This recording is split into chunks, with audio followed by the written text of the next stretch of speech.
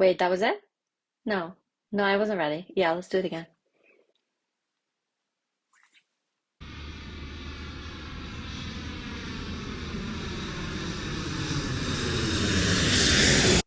7 seconds. That's what you get to make a killer first impression. We're all human beings with voices and perspectives that are valid. You are worthy of being heard.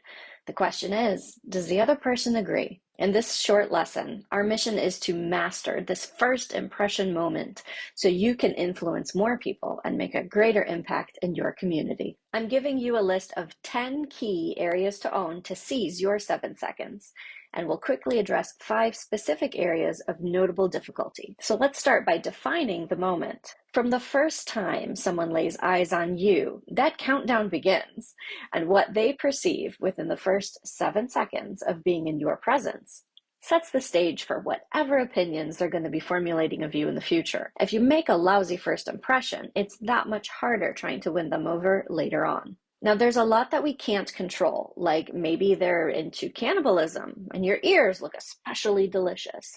I don't know. I can't control it. There are 10 things that we can control. And as we go through each, I want you to take a moment to quantify how you're currently doing in that area. And don't overcomplicate that part, but I do want you to grade yourself like a student. You'll see how this works in a minute. The first area to own is hygiene. Did you shower today? Did you? No? Oh, well, how about yesterday? No, no. Last week? Dude, you need a shower. Now go ahead and assign a grade to yourself with how you're currently doing in that area, but do it through the perspective of your coworkers or your network. He's giving himself a B. No, dude, write down a D at least. Gosh, I'm scared to ask the last time you brush your teeth. The second area is outward physical beauty. Don't go crazy here. Just stick to what your mama gave you.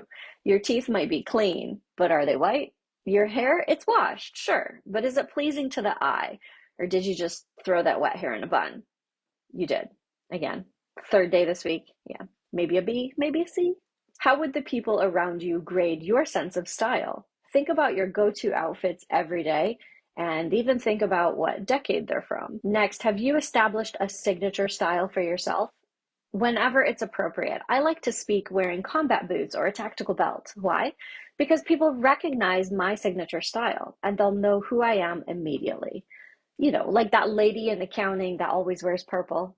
A signature style creates an environment of familiarity, and when done the right way, it also creates an immediate bond. Do you have a signature movement? When I think of my friend Todd Fathbrucker, I immediately think of his guns. He just does that. I don't know why, but it makes me laugh.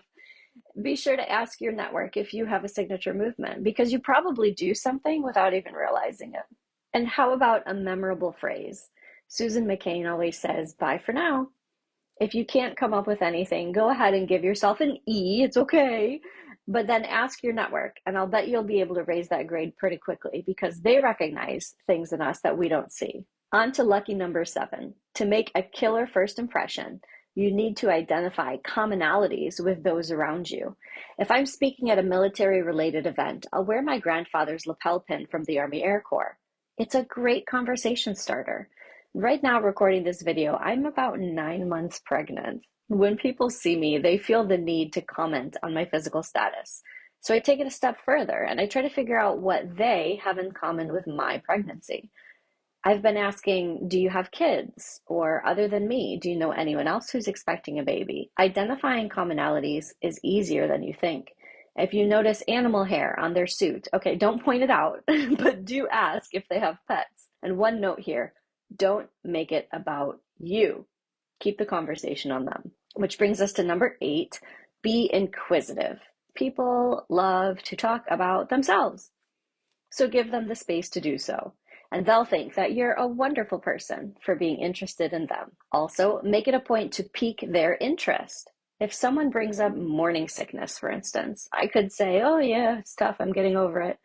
Or I can say, hey, at least it's not like my first baby. I was thrown up on the shooting range and I still qualified expert. Fun story. You've got a little interest, a little intrigue there. And finally, the most important area to own when making a first impression is considering how they feel after that moment ends. Humans are emotional creatures, and whatever they're feeling is that first observation of you and they carry that with them into their next interaction together. That's it. Here's a quick recap of the 10 areas to own to make a killer first impression. Hygiene, outward physical beauty, sense of style, signature movement, a memorable phrase, identify commonalities, be inquisitive, pique their interest, and most importantly, how they feel. If you haven't already done so, your homework is to grade yourself on how you're currently doing in each area.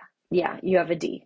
And then pick 1 or 2 areas to work on before your next social interaction. Before we go, let's quickly address 5 specific areas of notable difficulty related to first impressions.